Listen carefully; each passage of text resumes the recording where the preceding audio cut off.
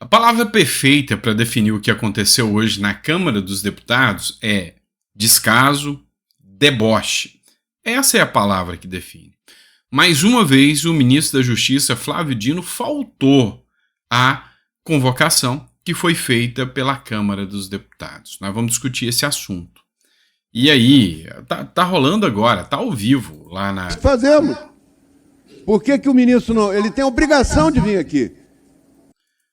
Estão revoltados, com toda razão. Ele tem a obrigação de estar lá, não foi. A G1 tratou dessa matéria. Lembrando a vocês que um ministro da Justiça ou qualquer ministro dos poderes do Executivo recusar uma convocação de uma comissão é crime de responsabilidade. Pela segunda vez isso acontece. Será que nada vai resolver? Vai ficar impune? Matéria da Globo, G1. Pela segunda vez, Flávio Dino é convocado e falta audiência em comissão na Câmara.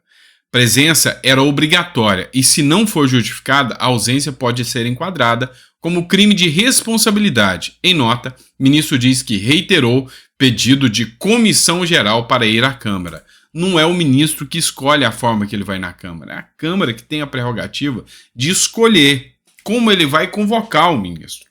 Esse governo, essa atual gestão, ela tem uma empáfia, um desrespeito aos demais poderes latente. A interferência do Lula na CPMI já demonstrou muito bem isso aí. A desculpa que o Dino utilizou. Dino cita ameaças com arma de fogo para não ir à comissão da Câmara. Olha só que absurdo. Então, a Câmara dos Deputados não é um ambiente seguro para ele, que foi eleito senador da República, estar. É isso, tá? O ministro da Justiça e Segurança Pública, Flávio Dino, faltou novamente hoje a uma sessão da comissão. O que aconteceu? Dessa vez, entre as justificativas apresentadas para a audiência, Dino citou risco de agressões, inclusive com ameaças de uso de arma de fogo. No dia 10 de outubro, Dino foi convocado à comissão para responder a questionamentos dos deputados federais que integram o grupo, formando majoritariamente por parlamentares da oposição. Eu nunca vi isso na minha vida. O próprio Osmar Terra também comentou que nunca viu isso durante o tempo que ele era parlamentar. Um ministro não comparecer, não receber a convocação para ir até uma comissão que o convocou e argumentar medo e tentar usar como artifício e argumento, justificativa pelo cometimento de um crime, medo. Pois é, se ele está com medo, solicite segurança. Não, eu vou, mas eu peço ao Supremo Tribunal Federal que determine segurança armada para me proteger. Não é isso? Na verdade, isso é um descaso que vem sendo, que vem acontecendo. Então, assim, eu não consigo abrir a mente a tal ponto de entender o que acontece em relação a essa legislatura que deixa simplesmente as coisas acontecerem. Outra situação que vem chamando a atenção é o descaso com a segurança pública.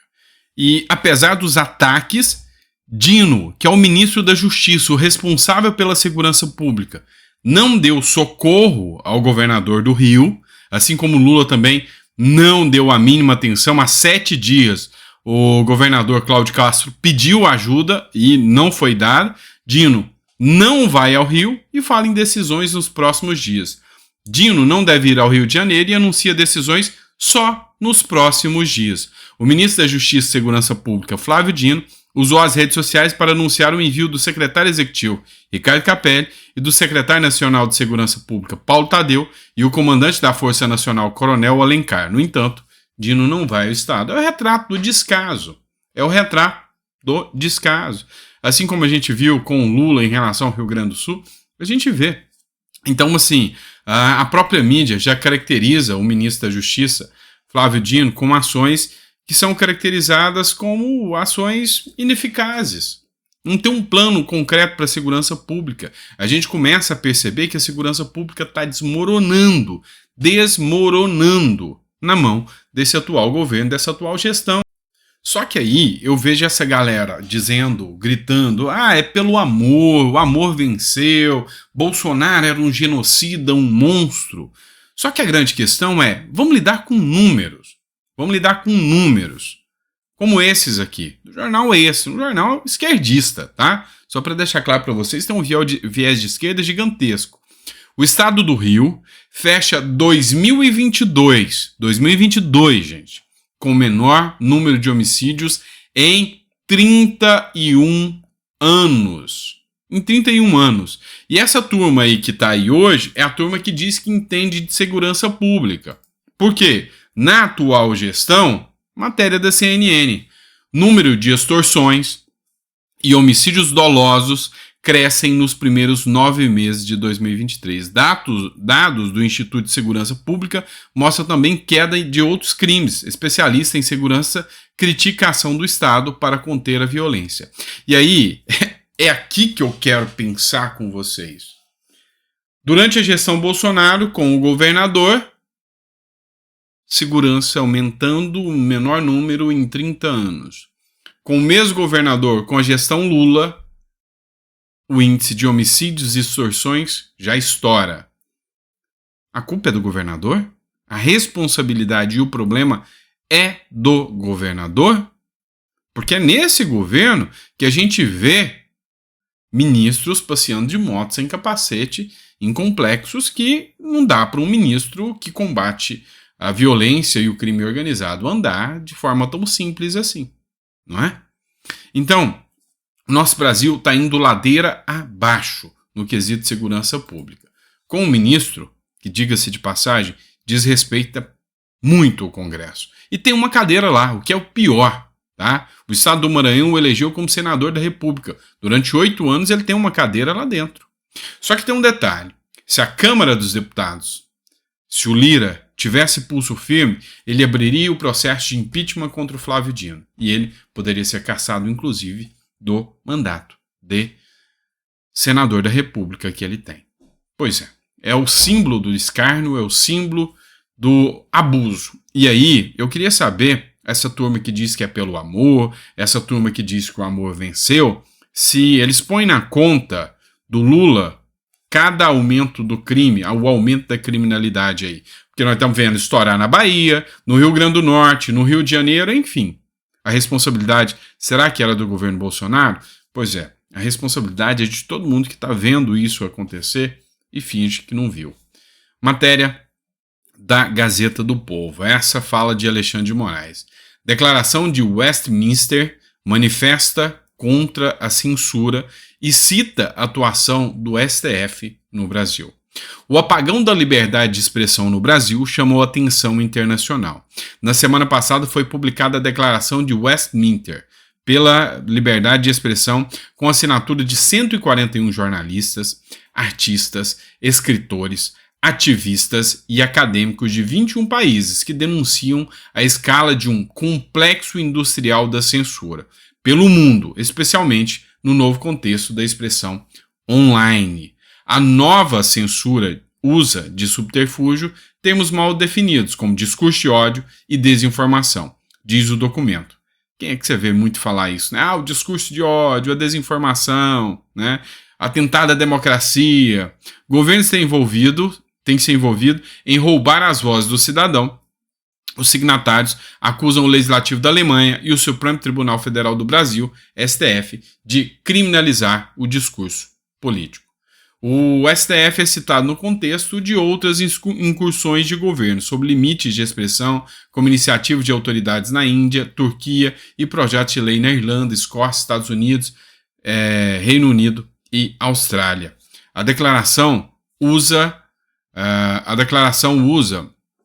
pontos como fonte uma reportagem da Associated Press de janeiro deste ano, que informa que o ministro Alexandre de Moraes prende manifestantes com base em indícios fracos e que está banindo apoiadores de Bolsonaro das redes sociais. Acredito que o pessoal não se assuste e não ache que isso seja mentira, não é?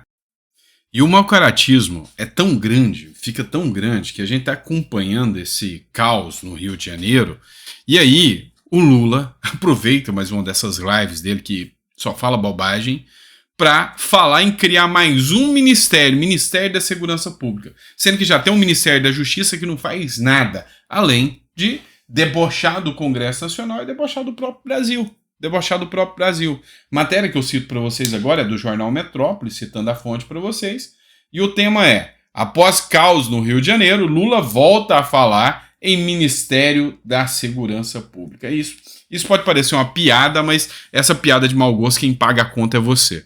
O presidente Luiz Inácio Lula da Silva disse na terça-feira que ainda pensa em criar um ministério específico para a área de segurança pública.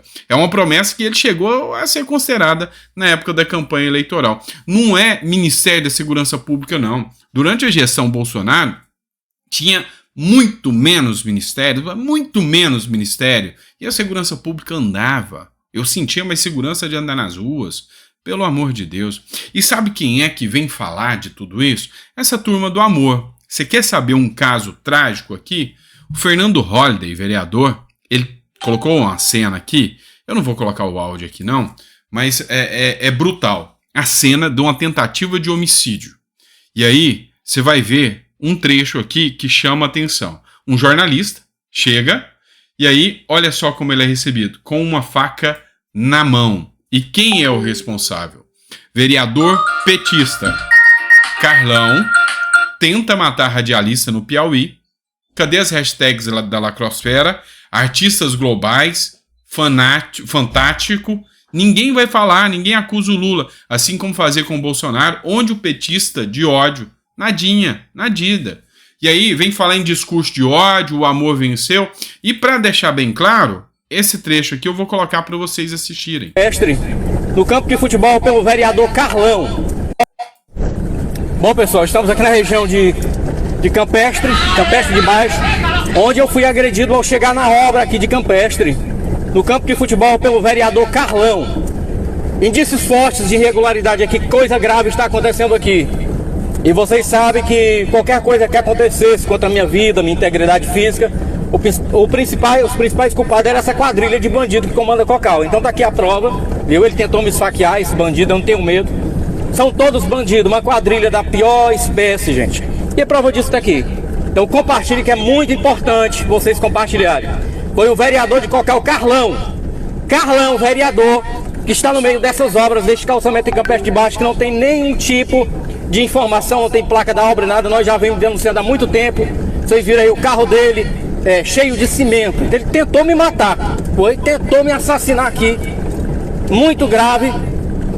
E a gente está indo agora atrás das autoridades pra gente acionar a polícia civil, polícia militar, para prender esse bandido, porque esse cara é ladrão, é bandido criminoso.